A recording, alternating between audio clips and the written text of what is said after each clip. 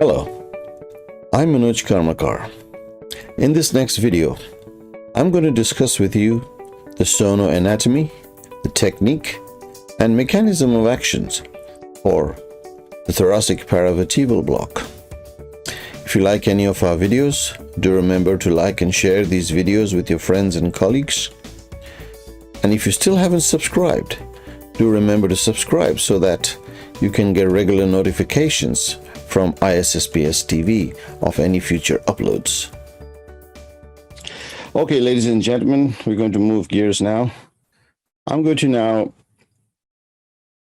present to you the sonoanatomy ultrasound imaging technique of the thoracic, relevant for thoracic paravertebral blocks, the different techniques, and how it produces ipsilateral sensory motor somatic sympathetic blockade.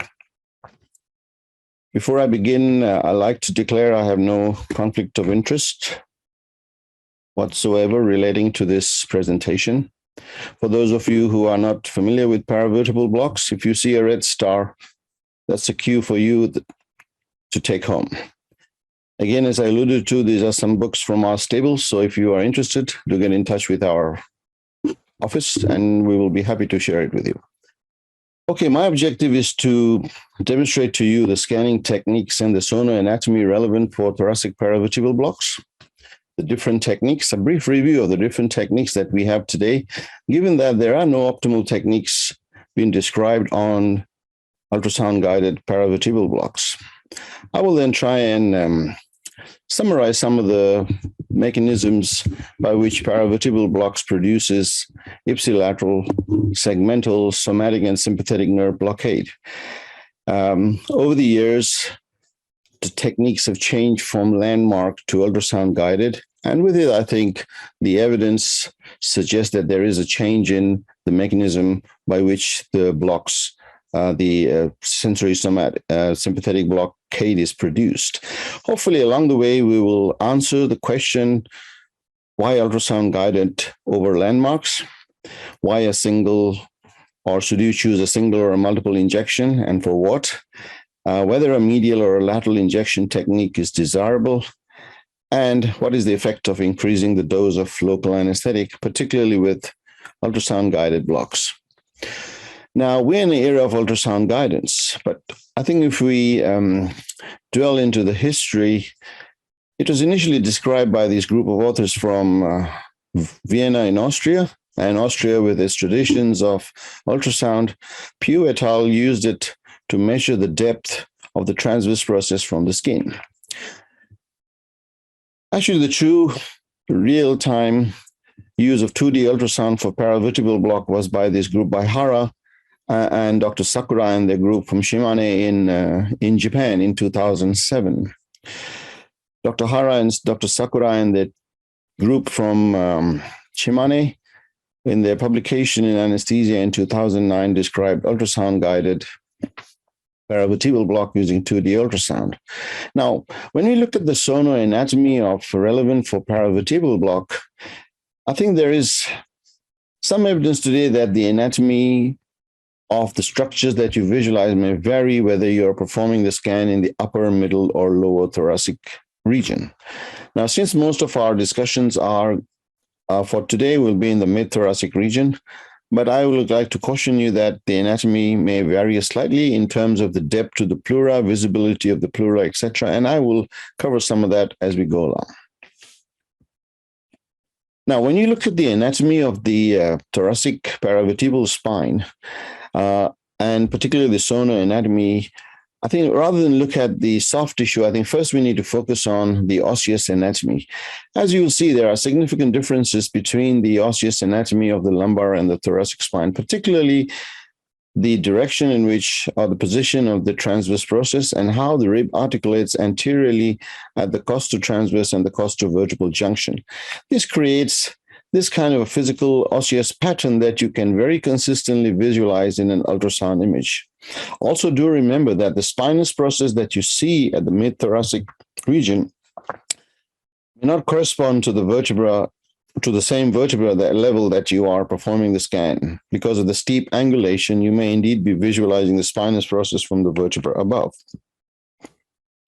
Also, as you see here in this image, the rib articulates anteriorly with the costotransverse junction, and Dr. Yang described a lot in detail about the costotransverse space and how the rib continues laterally.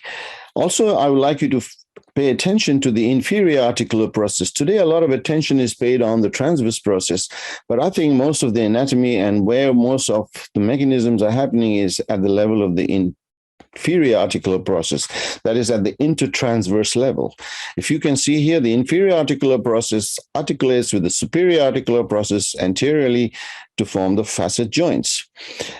The inferior articular process also forms part of the intervertebral foramina, and you can see here, anterior to the inferior articular process, the nerve root emerges from the intervertebral foramina. So I like you to keep this in mind, that when I show you the inferior articular process in a sonogram, you can then visualize in your mind's eye where the intervertebral foramina is located. So that's very important. Also, when you look at the sonoanatomy of the paravertebral region, particularly the sagittal sonoanatomy, one has to closely understand or clearly understand the transitional anatomy that happens as one performs the scan from a lateral to medial direction or from medial to lateral direction, as Michael alluded to in his presentation. As you will see that the structures do vary as you scan from a medial to a lateral direction. You can see here this at the level of the epidural space, where you do an epidural scan at the level of the lamina, here at the level of the transverse process, and here is at the level of the ribs per se. Why is this important? Let me illustrate to you this in this 3D ultrasound volume of a patient in a volunteer. We perform a 3D scan.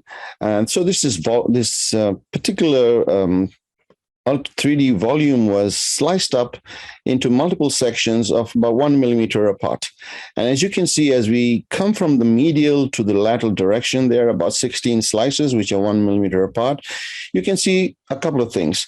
One is that at the level of the transverse process, the osseous structures are more bulbous, if you may, or more rectangular in shape, and you can often see the articulation of the rib anteriorly. And as you go more laterally towards the intercostal spaces, you can see that the rib becomes more rounded and is much more superficial also in relation to the anatomy. Furthermore, if you look at the visualization of the pleura here at the level of the transverse process, it often visualized as often I would say it's more fuzzier in appearance, and you can't really get a very sharp, clear image in contrast to that, the clear-cut pleural sliding that you can see at the intercostal level. And these are very clearly demonstrated here. And in this 2D ultrasound, you can see here, this is of the thoracic epidural space. We discussed at length in our webinar 2. You can see here at the level of the transverse process, indeed, visualizing the true pleura is actually quite difficult. You can see here visualization of the pleura is difficult, but you can see the ligamentous complex posteriorly. But when you look at the rib are much more smaller, they are more rounded, and the pleura is much more clear-cut, very well defined. Now, this is sometimes novices who do not recognize this may use this and describe this as paravertebral injections. In fact, we have done that too in publications in the early years. Now, the clinical relevance of this is that if you perform an intercostal injection and a more lateral injection, although you may get paravertebral spread, but the dermatomal spread of anesthesia will not be as marked as it is when you do a paravertebral block. That means the paravertebral spread of sensory blockade is much more extensive when you inject at the medial part of the paravertebral space. Now, let's take a quick look at the techniques that have been described. You can perform a scan either in the sagittal or in the transverse window. The sagittal is most commonly used because it mirrors what we normally would do in a landmark-based technique. You identify the transverse processes, and then you identify the pleura anteriorly, and then you place your needle and perform the injection. I can highly recommend this review by Dr. Credit and their colleagues. which reviews most of the techniques, anatomy, and about the different ultrasound-guided techniques, and it's definitely a worth considering. And you can see here, they classified all the techniques into different approaches using the transverse, sagittal, using different osseous landmarks with a lateral to medial, medial to lateral. But really, what it illustrates that there are umpteen number of techniques described, but there are no optimal techniques.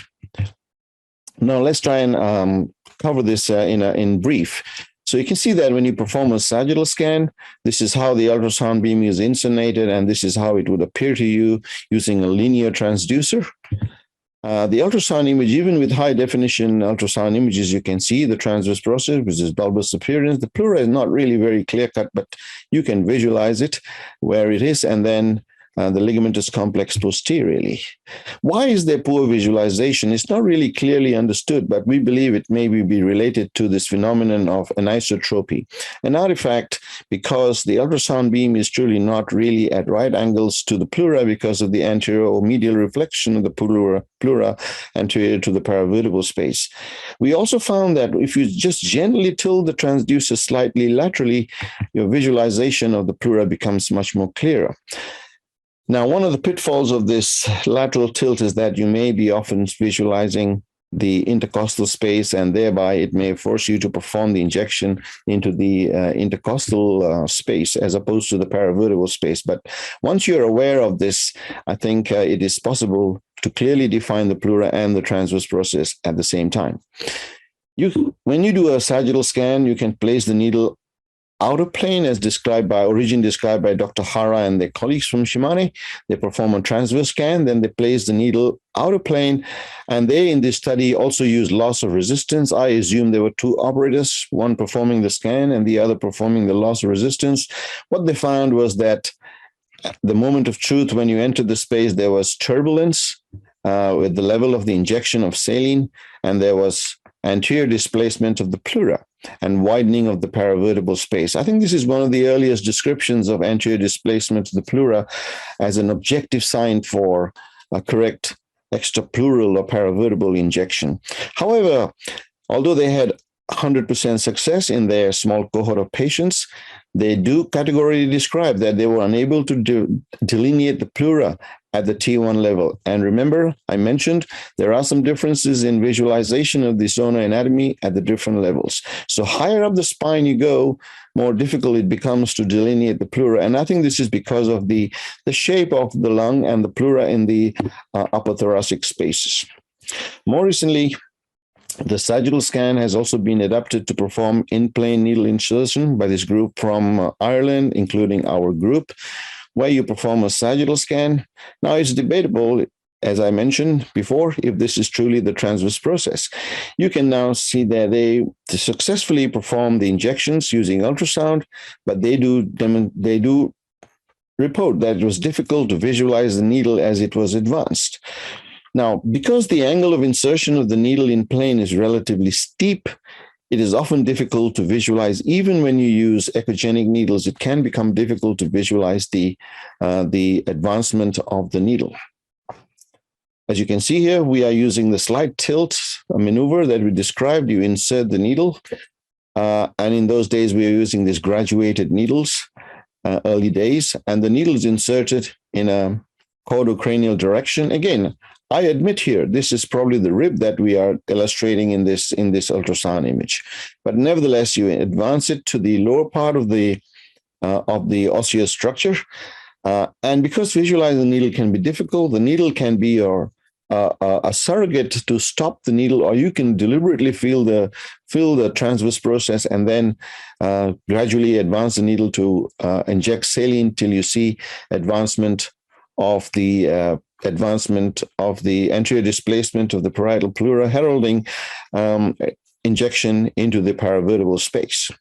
We also found that when you inject in one space, you can see longitudinal sagittal spread to the contiguous level. So this again illustrates that the paravertebral spaces communicate along the paravertebral gutter from one level to another. So what are the limitations of the sagittal scan? as I demonstrated to you. One is that there is poor visualization of anatomy, particularly the pleura. And in a technique where there is concern of pleural puncture, this may be quite relevant. There's also poor visualization of the advancing needle. So one may think, well, you're doing an ultrasound-guided technique. If you can't see the pleura, if you can't see the needle, then what kind of ultrasound guidance are we doing? And I think this is one of the major problems I faced with the sagittal scan.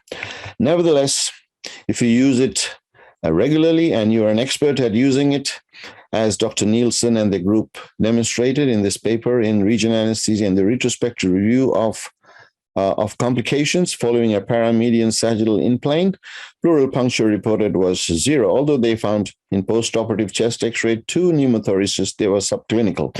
So you can see that you can have pleural puncture is rare at the time of needle insertion in well-primed centers that are doing them on a regular basis. So therefore, I think it's desirable if you can really see the anatomy and the needle at the same time in an ultrasound image. I now go on to the third option that you have. You can perform a transverse scan. And as I alluded to before, now try and focus on the osseous anatomy that have been used as the backdrop for the ultrasound scan. So we are doing a transverse scan at the level of the transverse process, and the needle is going to be inserted out of plane as illustrated in this cartoon. So the transverse scan is performed like so. And in a study by Dr. Daniel Marhofer and the group from Vienna in Austria, they performed 20 ml injections in this group cohort of volunteers. And you can see here the blue represents the spread on the MRI scan, and the white bars represent the sensory spread in that cohort of volunteers, 10 volunteers. You can see here that the sensory spread is often always greater than the segmental MRI spread. You can also see that the segmental spread of sensory blockade is quite variable. So this is quite similar to what we used to see when we did landmark-based techniques, and I will come to that in a short while. Nevertheless, the needle is inserted like so, and you either contact the transverse process and advance it caudally, or as Dr. Marhofer and they contact the transverse process and direct the needle laterally till you inject saline and see anterior displacement of the pleura and widening of the paravertebral space, which can be seen through the intertransverse window.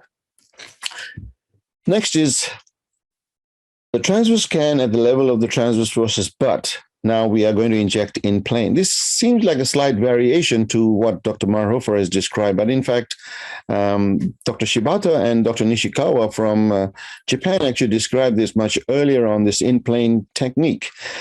And in fact, another group from the United States also described this as an intercostal approach to the paravertebral space.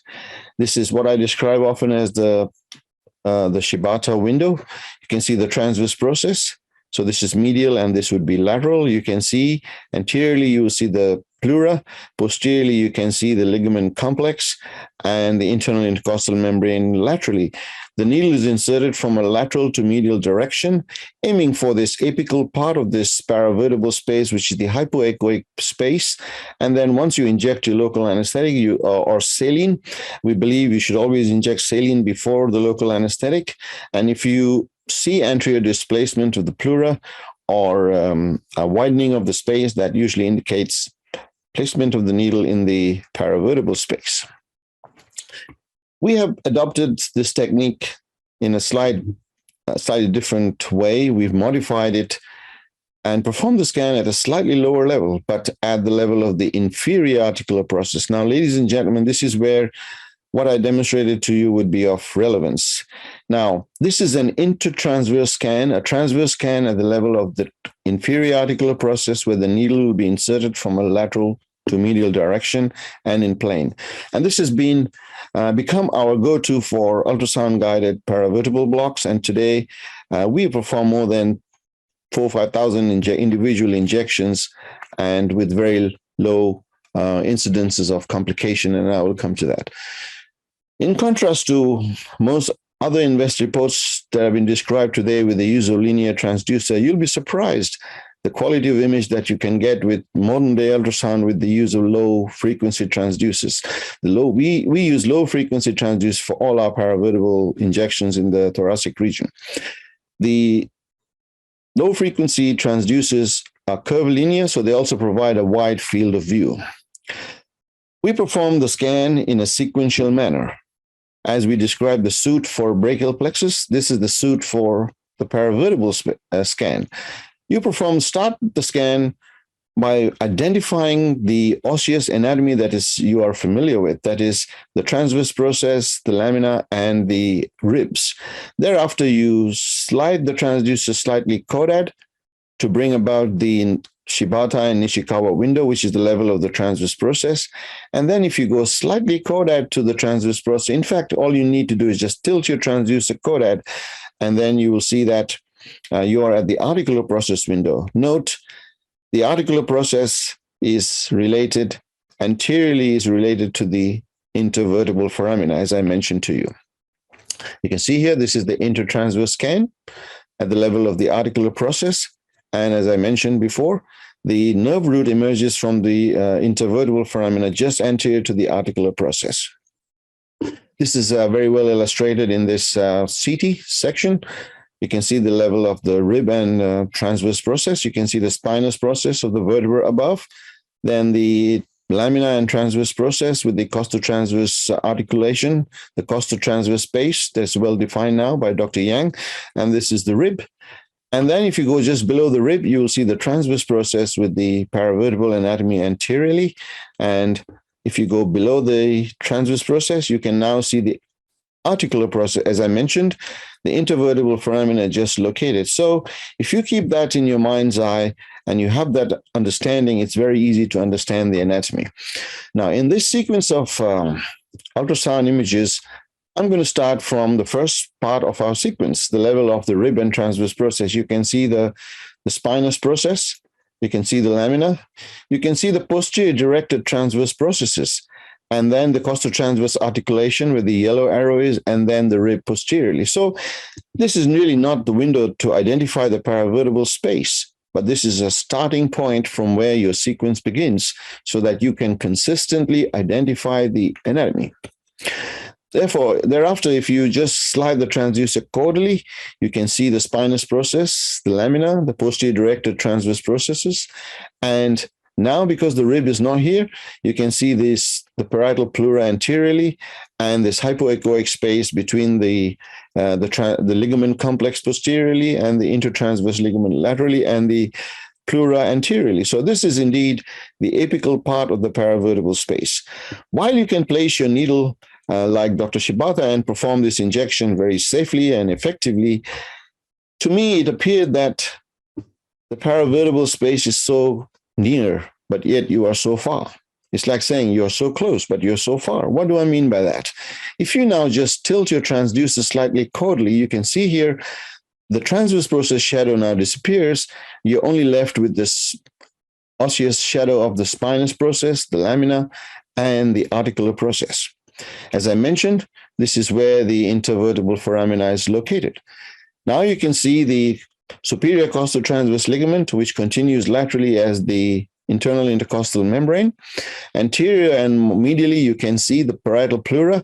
And even here, you can see that because of the anteromedial reflection, the pleura is not very clearly delineated. But in between these structures, you can, in your mind's eye, picture where the triangular or wedge-shaped paravertebral space is located and the intervertebral foramina is located. So this is the sequence that I showed you, starting from the rib, the level of the rib, that is the spinous process, lamina, transverse process, and the rib. You go below that, you see the transverse process window, and then you have the articular process window.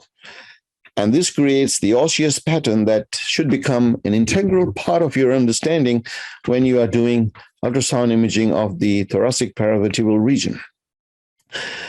I can highlight this better in this sequence of videos. You can see once again, this is another patient. You can see here very clearly that the articular process is medially, and then you have this wedge-shaped wide triangular space. So this is indeed the true paravertebral space that you are looking at as described in our anatomy in regional anesthesia. In fact, these are the outlines of the space that I have just marked out. And this is considering that this is the anteromedial reflection of the parietal pleura and goes on to the vertebral body anteriorly. Okay, this is just to show you the sequence. We are using the curved linear transducer. On the left, you can see the sonoanatomy with the rib window first. And as we just slide the transducer below the rib, okay, from here, we just slide it slightly caudally. Now you can see the lung sliding sign with the thick ligamentous complex posteriorly. And then if you just go below the transverse process, you're left with the articular process and this wedge-shaped space. Now, all you need is, if you have the dexterity, is to advance the needle from a lateral to medial into this apical part of this paravertebral space. I believe this medial part of the paravertebral space is a no-go zone, and I will give you some reasons for that. But certainly one of the reasons is that this is where the dural sleeves are, this is where the nerve roots are, and the majority of the spinal arteries are located in this area. So the in-plane insertion happens like so. This is the ergonomics, the operator, and an assistant to help with the injection of saline and the local anesthetic. This is just to show you one of the better images where you can see very clearly the costotransverse ligament posteriorly and the internal intercostal membrane with the apical part of the paravertebral space and the lung sliding. The needle is inserted from a lateral to medial direction, as you can see in this is the ergonomics. When we do multiple injections, we do from caudal to cranial in that order so that you don't miss a level. And then you can see how the needle is advanced to this apical part of this paravertebral space, like so. Since the needle is tangential to the pleura, and as that's what Dr. Shibata described many years, unlikely to puncture the pleura, but if you are careless and you don't have adequate dexterity, it's very easily to inject it into near the intervertebral foramina. So you can see here, there's other sequence. You can see here, once you inject the saline or the local anesthetic, you can see there's widening of the space, there's anterior displacement of the pleura, and spread within the paravertebral space. This can be better illustrated in this video where you can see the needle is inserted in plane. And because the needle is inserted at an angle, as you can see, it's quite relatively steep in individuals with the bigger body habitus, as in this individual you can see here. We use echogenic needles, 22 gauge echogenic needles for all our paravertebral injections. And if done so appropriately, you can see that you can even identify the tip of the needle in the paravertebral space. And once you inject your saline, you will see widening of the space, displacement of the pleura. Increased echogenicity of the pleura is also another feature. It's because of post-enhancement. And you can see here 3 to 4 cc's of local anesthetic at a given interspace in paravertebral space produces this kind of a sonographic appearance. So, as I alluded to before, the articular process is a friendly anatomical landmark, but also it is associated with the intervertebral foramina. And as you can see here, the dorsal branch of the spinal artery is emerging from here. So the spinal arteries are all located with the intercostal artery. And this, I believe, is currently the no-go zone as far as paravertebral injection. You can get a fairly good spread by injecting your local anesthetic not too far lateral, not too far medial, if that's what you can understand.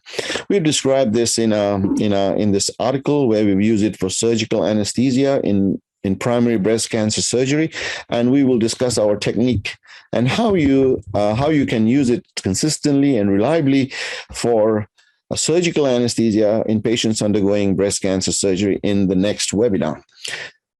This is just to illustrate to you how the process is performed. We mark out the levels. This we do it on a consistent basis. We identify them using ultrasound and then perform the injections. Well, we started off initially performing 6 injections. Today it is our practice to perform alternate injections from T1, from T2, T4, and T6. So stay tuned, and we will discuss more about this in the next webinar. What I would like to share with you is that this is a review that is we have completed under this clinical trial registration. We reviewed our work over a number of years, where we had performed paravertebral injections, about 1,400 injections in these 430 patients undergoing breast cancer surgery. And you can see that the pleural puncture using this technique was 0. Now, this is again a word of caution, is that this is we are very well-oiled unit as far as performing these injections, and they were all supervised injections performed by fellows or in regional anesthesia in our institutions. So pleural puncture again is very, very rare in centers that do them on a regular basis. The paralaminar technique has been described as a novel technique in recent times by a group from Japan. But is it really novel? I think that I often believe that you often say it's novel because maybe you haven't looked hard enough. Actually, this has been described, the technique of injecting paralaminarly in this study by Dr. Lewitt and Dr. Morrigal and the group in this cadaver study. It's also been described by Dr. Gautier in this review by Credit in their group.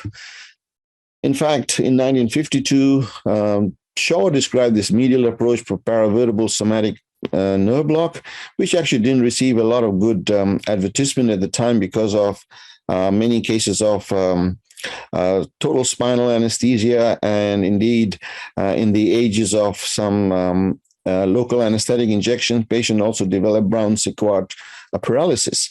So this medial injection was actually discontinued, and it was not favored because of the following reasons that I just alluded to. But it basically involves contacting the lamina or the transverse articular process and then sliding the needle laterally when you are doing it with landmark and then performing the injection. The paralaminar technique uses ultrasound, but it is again, I believe they describe this as a laminar cliff, but as I mentioned to you, anatomically, it is indeed the inferior articular process, and they insert the needle almost from the medial aspect of the transducer, and they advance it just like you'd normally do for a traditional landmark-based technique, anterior-posteriorly. And because these are microconvex transducers with the phased array movement of the ultrasound beam, the advancing needle can be visualized and produces the effect that you normally see. Now, what about the mechanism of action by these various techniques? Okay, we are performing the injection into this wedge-shaped paravertebral space. An injection performed into the paravertebral space may remain localized at the site of injection, or it may spread to the intercostal space, the epidural space, and via the prevertebral route, it can also spread to the contralateral side. Because the paravertebral space actually communicate with the contiguous spaces, it can also spread via the paravertebral spaces to the contiguous spaces and thereby produce the segmental, ipsilateral, somatic, and sympathetic nerve blockade that it produces. As you can see here, this is a CT performed in an individual having a liver tumor ablated under a paravertebral anesthesia. You can see here the loss of resistance was used, but I found it very intriguing because you can see now the air has become a contrast to show you how it has spread to the retrolaminar area here. It has also spread to the epidural space. You can see here it's a small fraction of the total injectate, and it also spreads to the paravertebral space and via the prevertebral route to the contralateral side, including where the sympathetic ganglia would be located and the intercostal space. And if you look at it in a 3D, in a reconstructed image, you can see the segmental spread cranially and caudally. While most of the literature is based on the anatomic landmark-based technique, today there is data emerging about the ultrasound-guided technique. Before we go to the ultrasound, I think it's important to understand what happens when you perform an injection into the paravertebral space, be it is with landmark-based techniques. As illustrated by Dr. Chima and Dr. Richardson many years ago, an injection of 15 mils of 0.5% bupivacaine in these patients who underwent chronic pain procedures, it produces a mean dermatomal spread of about 4 to 5 dermatomes. But ladies and gentlemen, I like you to look at the range. It varies from 1 to 8. The sympathetic blockade, as assessed by thermographic imaging, was usually wider than the somatic blockade. And the ipsilateral sympathetic blockade did not result in postural changes in blood pressure in these awake individuals. The segmental spread of anesthesia. This is a collection of radiographs that I have pulled out from my archive, and you can see here this is the typical cloud-like spread that Professor Lundquist described many years ago, and this is the typical longitudinal spread that you see. But what you will see as we look more around it, a single 10 mil injection of local anesthetic mixed with contrast via catheter placed at T4, T5 level in patients undergoing thoracotomy produces a wide variability of spread at a single level. So what are the factors that affect the spread of local anesthetic? As I've shown you that the sensory spread can be quite variable. There's a tendency for more caudal spread of the dermatomal anesthesia, but age, gender, weight, height, dose or volume of local anesthetic does not improve the segmental spread of anesthesia, particularly with a single level injection. In fact, Chima and the group all demonstrated that injections in the same patients 2 weeks apart produce different pattern of sensory spread. As shown in this graph you can see here, if you increase the dose, there is poor correlation with the number of blocked segments. So that increasing the dose would not improve your segmental spread. Increase the volume would also not improve the number of dermatomal segments blocked by this paravertebral injection. In fact, drugs like bupivacaine have a fairly slow onset to the peak effect. It takes about 40 minutes in 95% of individuals. Zohra Naja and her colleagues, including Professor Lundquist as part of our group here, demonstrated a few years later that multiple injections are indeed more reliable in producing not only clinical but also radiological spread of the drug. So if you are intending or you intend to produce multidermatomal anesthesia on a consistent basis, then you need to perform multiple injections. What I mean by that is if you're doing it for anesthesia on a Monday as well as on a Friday, then you need to do multiple injections. But if you're doing it for analgesia, then on Monday you may be lucky to have a very wide spread, and maybe on the next patient on a Monday you may not be so lucky. Okay, what about ultrasound guidance? Does it produce the same effect? Or there are certain differences in our sensory sympathetic blockade. This is a study by Dr. Patnaik and their group who used ultrasound-guided paravertebral blocks and compared them with landmark techniques in patients undergoing surgical anesthesia for major breast cancer surgery. They found that they injected 5 mils at each levels, and they performed the injections from T1 to T6 in 2 groups of patients. Total sample size was 72. And they compare the success of producing surgical anesthesia. The success of surgical anesthesia was greater in the ultrasound group compared to the landmark group, and more dermatomes were blocked in the ultrasound group compared to the landmark groups. There was also less sparing of the T2 and T3 dermatomes in the ultrasound group. This is showing you the difference in the sparing of the T2 and T3 dermatomes. As you know, in breasts, when you do it for primary breast cancer surgery, T2, 3T are integral to providing the anesthesia. Also, postoperative visual analog pain scores at rest and movement was significantly lower in the ultrasound group compared to the landmark group. Finally, I'd like to show you in this paper by the same group that when you looked at the requirement of rescue analgesia in these patients who are undergoing these paravertebral blocks for surgical anesthesia, the patients who received the ultrasound group required less rescue, and the number of patients required less. But I'd like you to note here that indeed 80% of patients, even with the ultrasound guided, required rescue analgesia, whereas 60% in the landmark group required. While there was a paranstatistical difference, But again, it begs the question: is multi-level paravertebral block adequate for surgical anesthesia on its own? We will discuss more about this next. So this is another study from Greece, who performed intercostal injections with comparing transverse to the sagittal approach. They found that both approaches produced about 80-90% paravertebral spread, and there were no differences whether you used one or the other. But the word of caution is that this is a cadaver study with a very small sample size. Again, I have described this earlier.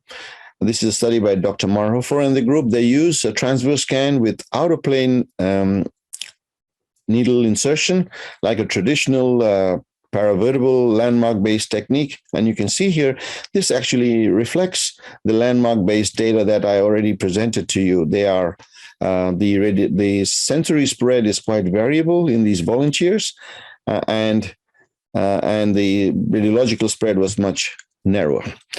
Dr. Upal and Dr. Santakupam and the group from London, Ontario at the time, they compared single injection to multiple injection, 3 injections, using 25 mils of local anesthetic. And you can see here that they described that there were no differences in the segmental spread of anesthesia between the single or the multiple injections. So the ultrasound, there were no difference in sensory spread, but the single injection took less time. So they suggest that single injection may be desirable. I think the bottom line to this data is that these were used for analgesia and in combination with general anesthesia. So that's very valid. But if you are going to use it for surgical anesthesia, and if you see that the number of patients who had sparing of one of the other dermatomes in this cohort of patients, then one might wonder whether a single injection would be effective on a regular basis. Nevertheless, this needs to be validated in future studies. Nielsen and Dr. Morrigal and the group in this study compared single injection erector spinae block with multiple injection costotransverse block, which is one of those intertransverse injection techniques. And they found that the spread within the paravertebral space with the multiple injection paravertebral injection was greater than a single injection. Also, epidural spread was greater with the multiple injection when compared to a single injection. Seidel and their group performed this cadaver study where they looked at the spread of dye by varying the technique, volume, and volume of injection, and they demonstrated the higher the volume, the greater number of dermatomes would be affected, and also epidural is more common with medial injection techniques. As Dr. Taketa and the group from Japan has shown with the paralaminar technique, if you use a medial injection technique, which offers a greater dermatomal spread in these cadaver models compared to an intercostal approach that similar to the one described by Dr. Shibata. Again, in their study, this study report in the ACTA Anesthesia Scandinavica showed that a medial injection with the paralaminar approach produced better dermatomal spread, reduced IV PCA consumption, reduced pain scores in patients undergoing thoracotomy. So it appears that a medial injection would be desirable when you're doing paravertebral injections in terms of sensory blockade, the pain relief, and the rescue analgesic requirements that are illustrated in these shots. Finally, Fuji and their group compared transverse versus the sagittal approach for catheter placement, and they compared them in a cohort of 60 individuals, and they found that catheter placement was, whether using the sagittal or the transverse approach, was very similar. I'd like you to note here that with the sagittal approach, 2 catheters were placed within the thoracic cage, and one of them was within the epidural space in the transverse group. Visual analog space scores in these 2 cohorts were also very similar. So what are my conclusions based on this available literature? One is that there are several ultrasound-guided techniques described today, but there are no optimal techniques. Success of paravertebral block is superior with ultrasound guidance than anatomic landmark techniques. A medial injection technique produces greater epidural spread, a wider segmental spread of anesthesia, the analgesic efficacy, as illustrated in the patients undergoing thoracotomy, is also superior. So it may be desirable to perform the injection closer to the medial aspect of the paravertebral space. Large volume injections produces wider segmental spread of anesthesia. This is in contrast to what we saw with single injection landmark-based techniques. This is probably because we are placing the needle now under direct vision and under direct ultrasound guidance. Single versus multiple injection, it depends whether you're using for analgesia or anesthesia. My opinion is that if you're using it for anesthesia, the multiple injection is desirable. But having said that, I think the study by Dr. Opal and the group about single and multiple injection needs validation in future clinical studies. Pleural puncture is rare, but can occur with ultrasound-guided thoracic paravertebral blocks. The new anatomical data that Dr. Yang and colleagues have presented has truly opened up new avenues for future research, and these need clinical evaluation and clinical validation. I thank you for your attention.